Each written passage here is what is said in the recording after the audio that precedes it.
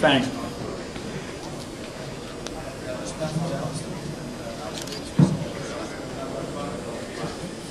Well, my thoughts on the tournament, it was a great show. I mean, a lot of knockouts, a lot of big guys, heavyweights. I think that's really appealing to the fans, to the crowd. Was I surprised by the Fedor fight? Not that much. It was a fight which I predicted which could go 50-50. It was a pity it didn't go into the third round, because the third round, Fedor is the guy to be able to make a surprise, but yeah, the ref called it off, so pity there. But I think it was an amazing tournament, and fans got a lot of it.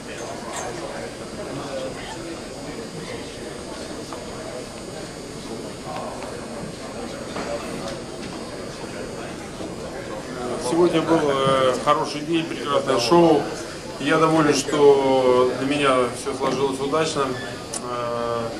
Я переживаю за то, что Федор проиграл, потому что это наш боец русский, наш лидер. Впечатление от турнира осталось положительное. Бои были интересные, захватывающие.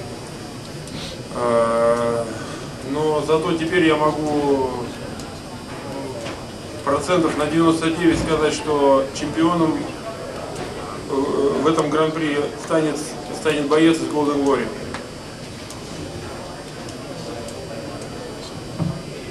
This was a great event. The energy in the event was great. He's very pleased with his performance and the outcome of his fight.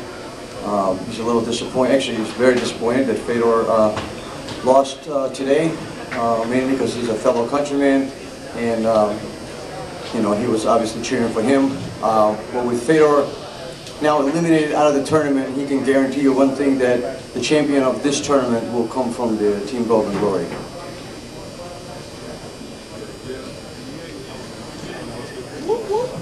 Let's open up the questions, please, for all the fighters here.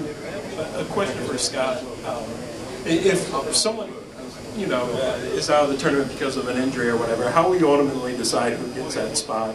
And how much did tonight's performances play a part in that? I mean, you know, we had announced earlier that we will have a committee, and that has not changed. And then the committee will decide who will move forward in the tournament. I thought Fedor fought.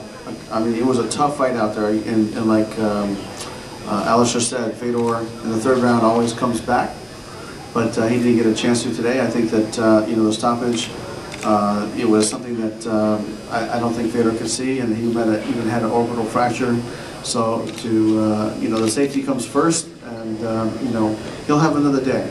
As far as the retirement, you know, he said he talked about retirement, but you know how that goes. I mean, you know, people get you know, very emotional during a fight, and we'll see. But you know, my position is we have many more fights with Fedor, and I think he'll honor his contract. There's absolutely a possibility that he could be a replacement, and that's the beauty of the tournament, is you don't know what's going to happen in the next leg of the tournament. So, you know, as this tournament unwinds over the year, there could be an injury, and you can see Fedor back in the tournament. But either way, he will be fighting, you know, some high-level competition, and he'll have a you know, some more fights before the end of the year with Strikeforce. Question for Chad. You fought under the Strikeforce big bright lights before. How much do you think that experience might have helped against a guy who was kind of new to this kind of a stage, just to keep your composure in that kind of a brawl?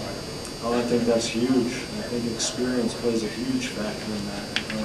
You know, he's, like I said, he was a great athlete, but you know, he'd only fought in one show, and you know, he was a light heavyweight and heavyweight champ. But you know, this is obviously a much bigger stage, so.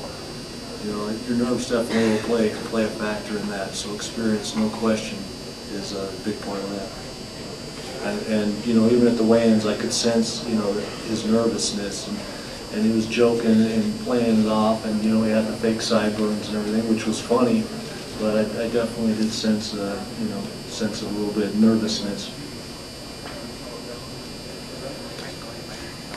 Scott, just to follow up on Dan's question on Fedor. Fedor is not the first option. to return as an alternate? Is he? I mean, he's an option, but he's not the first option. Well, here's, Josh, I think that what we said in the we announced the rules is that the committee will decide who will move forward. And to be honest, I'm not even on that committee, so when the committee will sit down if there was an injury in the future.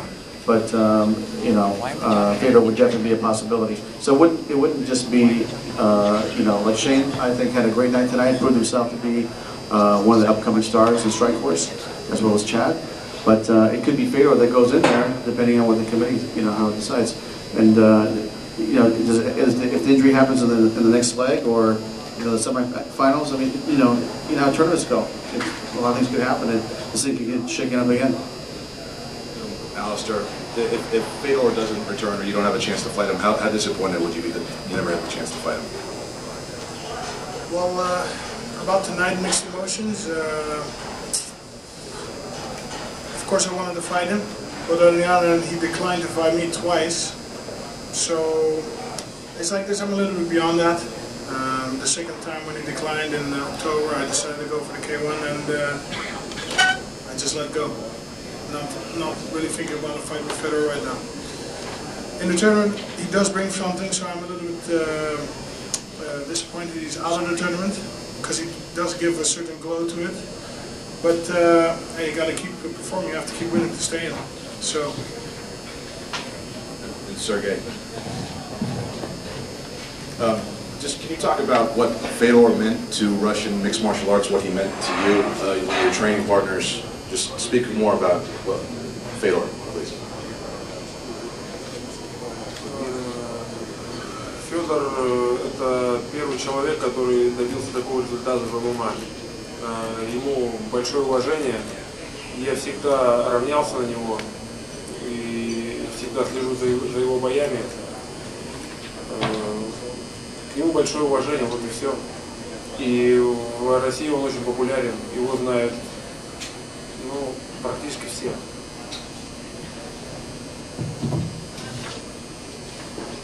I have a lot of respect for Fedor. I believe that he is the first heavyweight to reach such heights as Fedor was able to reach. He's very, very popular in Russia. I mean, just practically everybody knows him, and him personally, he looks up to him and always has looked up to him and tried to kind of equal out to his achievements. So that's what Fedor means to him, and in his opinion, to Russian MMA. Couple more. For Shane and Chad, since you both spoke to this before, about fighting in these reserve bouts and moving ahead into the tournament, how much did you find yourselves having to strike a balance between focusing on what's in front of you and worrying, all right, did I perform well enough to get this committee to put me in the tournament just in case there's an injury? Well, I think it was just that. It's performance. So we obviously were focusing. Well, I'll speak for myself. But obviously, was focusing on the fight at hand. But it has to be exciting. That's what the fans want. You have to get out there and make it exciting. So I'm sure that Scott will look at the tapes and we'll get in their committee there and decide. But in my opinion, I did the best that I could, and I'm sure Shane did the same, and it's up to Strikeforce to make that decision. But yeah, I mean, I went out there and gave 100%, and we'll see what happens from there. Yeah, I definitely didn't look over LeVar. I knew he was going to be a tough opponent. I was training hard. I knew he was going to be a tough fight. But I think I performed. I wanted to give an exciting fight. I got my 11th finish in the first round. But obviously, I mean, you can't not look ahead and think about the possibility of being in the tournament and fighting guys, at top level, top big guys in the world. So definitely, this is what I've been training for. It's finally solidifying that I made the right move in MMA, and it's making my profession, and I'm doing the right things and getting where I need to be. So I'm happy for that, and I'm looking forward to moving on.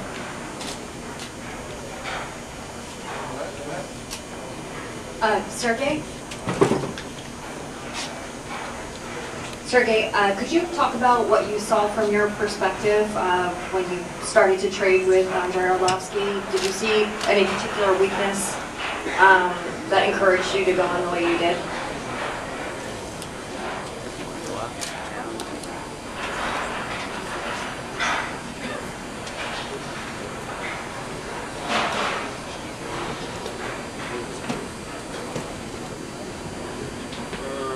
Андрей Орловский очень опасный ударник. И я, прежде чем выйти на бой с ним сегодня, очень долго просматривал его бои, готовился. Специально со мной работали серьезные тренера. Я был готов, в принципе, к бою как в стойке, так и в партере. И как был запланирован бой, так я его и провел. Orlovsky is a very dangerous striker, Sergey watched, him and his coaches watched a lot of footage on him prior to this fight, he spent a considerable amount of time training for both scenarios, being on the ground or in stand-up. And the way the fight went today was exactly how they had trained for it and had planned for it. And once he found his distance, it was over. And for Scott, your guys' presentation tonight, you really tried to raise the bar with Strikeforce as a whole, the intro and all that. Now that it's all rolled out, how did you feel the intro and the whole presentation of this tournament went? What would you like to improve on for the next rounds? I mean, I think that those our guys did a good job. From the time that the last fighter signed his contract for this tournament, it was only 5 weeks, which we try to at least have 8 to 10 weeks to promote a fight. And we'd like to have a little bit more time. We could do a lot more production elements and things like that. I think that with the past history that where I saw the fights, primarily in Japan and K1, the bar is very, very high. And we just tried a little bit of this, a little bit of that, and we'll go back and evaluate what worked, what we thought was interesting. But I think we're definitely going to change it up and mix it up from time to time. But the bar has been set very, very high, as you know. And if you've been to Japan and seen a fight like Alistair and these guys fought, it's unbelievable production over there. But I think that tonight was a good start, and we'll build from there.